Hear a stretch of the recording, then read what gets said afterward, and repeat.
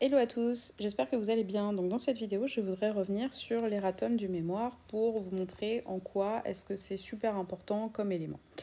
Donc il arrive parfois qu'on ne soit pas satisfait de son mémoire. Vous y avez consacré trop peu de temps, vous avez l'impression qu'il est bâclé.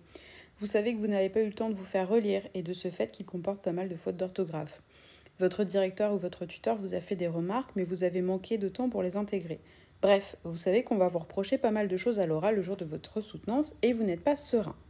Par contre, il est primordial de ne pas partir perdant en vous disant de toute manière, tout est déjà écrit, je vais me ramasser, ça va pas bien se passer, je vais pas avoir la moyenne, c'est complètement faux. Les dés ne sont pas jetés au moment où vous rendez votre mémoire ou tout autre travail écrit. Et c'est là que l'erratum entre en jeu. Alors, l'erratum, qu'est-ce que c'est? L'erratum, c'est une liste de corrections que vous proposez. Ces corrections, vous les proposez après avoir identifié et repéré des coquilles dans votre texte que vous avez rendu le jour où on vous a demandé de remettre votre manuscrit. Donc, dans l'erratum, vous pouvez lister les coquilles et les erreurs que vous avez repérées. Donc ça fait beaucoup plus sérieux puisque ça montre qu'après votre soutenance, enfin qu'après le rendu de votre écrit, pardon, vous avez pris le temps de relire votre mémoire, vous vous êtes rendu compte qu'il y avait des incohérences et vous avez tenu à corriger ces incohérences pour le jour de la soutenance. Donc vous pouvez présenter l'erratum sous forme de tableau avec 4 colonnes. Par exemple, une première colonne pour indiquer la page où il y a une erreur, une autre colonne pour indiquer la ligne ou le paragraphe concerné, comme ça les membres du jury gagnent du temps, une troisième colonne dans laquelle vous indiquez le texte original et dans la dernière colonne, vous indiquez ce qu'il aurait fallu, ou plutôt ce qu'il faudrait lire pour que ce soit tout à fait exact. Donc c'est un travail qui peut paraître long et fastidieux quand j'en parle comme cela, mais c'est important d'être précis et même d'être très précis, donc notamment en donnant la ligne où il y a une erreur, car cela met en avant votre sérieux et votre capacité à rebondir par rapport à ce que vous avez pu lire dans votre mémoire. Et donc globalement, cet erratum, vous le distribuez aux membres du jury le jour de votre soutenance au moment où vous arrivez dans la salle.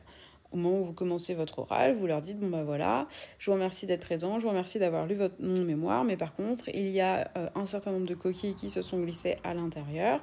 J'ai pris le temps de les lister et voilà, je vais vous fournir un erratum, preuve de ma bonne foi par rapport à ce qui a pu, ce qui ne fonctionne pas dans le mémoire.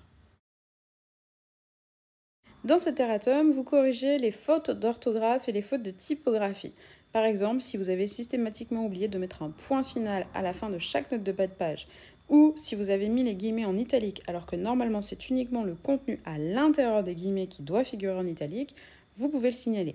Par contre, vous laissez tomber les synonymes que vous auriez pu mettre à la place de certains mots.